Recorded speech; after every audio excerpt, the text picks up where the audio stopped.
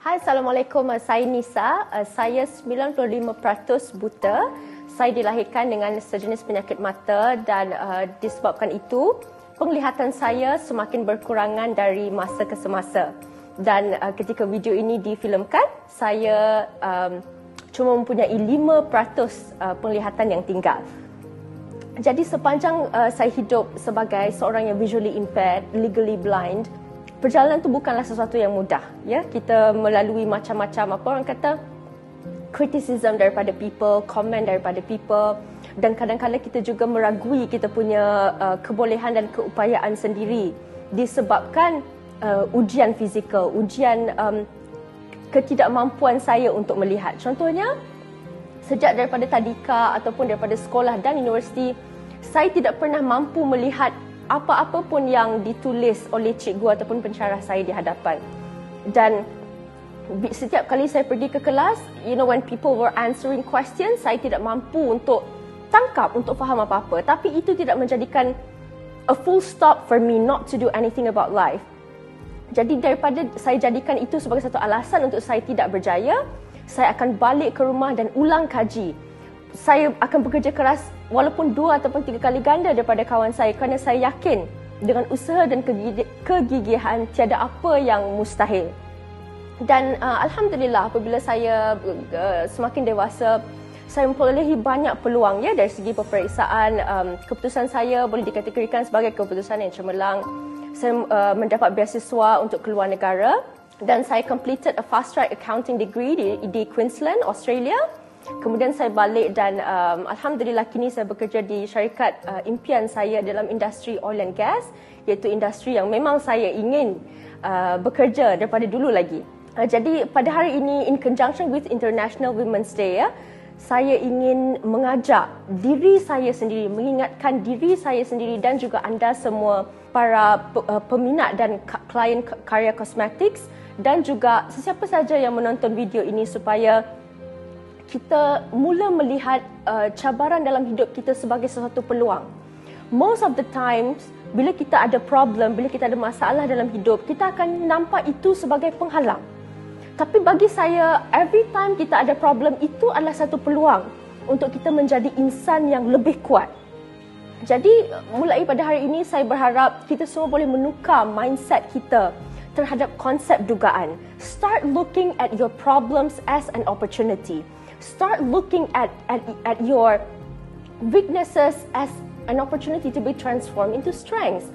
Jadi, in conjunction with International Women's Day, saya ingin mengajak anda semua yang pertama untuk mula melihat ujian di dalam hidup anda sebagai satu peluang.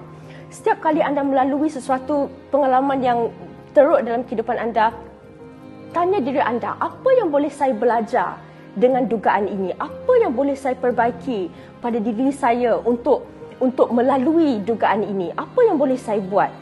Apa yang boleh saya dapat sekiranya saya berjaya melalui dugaan ini? Dan yang kedua, kita biasanya bila kita hadapi apa-apa masalah ataupun kita rasa give up dalam hidup kita, kita suka menuding jari pada orang ataupun situasi. Contohnya, saya tak dapat peluang tu sebab orang ni buat dekat saya, ataupun saya tak dapat jadi macam tu sebab ini terjadi dalam hidup saya. Jadi saya rasa it's time to stop that. It's time to stop being the victim. Tapi kita perlu jadi perubahan yang ingin kita lihat dalam dunia ni. Contohnya kalau kita suka situasi ataupun orang ataupun environment yang positif, kita jadikan diri kita sebagai the positive force first. So just like apa yang Mahatma Gandhi pernah cakap, be the change that you want to see in the world. So kita jadi perubahan yang kita ingin lihat dalam dunia ni. Jadi sentiasa cuba menjadi yang terbaik supaya bukan saja it will benefit diri kita sendiri tapi juga insan-insan di sekeliling kita. Yang ketiga adalah setiap kali kita mengharungi cabaran hidup, kita selalu akan cakap penipuan yang paling besar dalam hidup kita, iaitu kita akan cakap kat diri kita, akulah orang yang paling malang kat dunia ni. Akulah yang paling susah dekat dunia ni. Akulah yang paling tak bernasib baik dekat dunia ni. Itulah penipuan yang terbesar yang kita suka bagi tahu dekat diri kita, yang kita suka cakap dekat minda kita every time kita lalui dugaan ataupun problem in life. Jadi itu pun adalah sesuatu yang kita kena stop. sebab there are so many people in the world, billions of other people out there who could only dream to be in your shoes.